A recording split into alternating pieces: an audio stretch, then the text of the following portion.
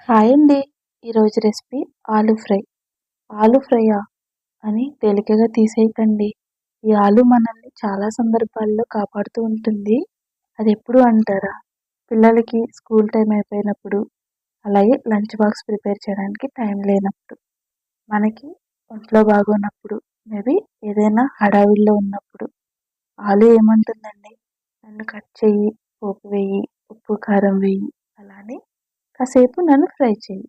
ఫైనల్‌గా కరివేపాకు వెయ్యి, కొత్తిమీర వెయ్యి. టేస్టీగా రెడీ అయిపోతానంటుందండి. అంతే కదా!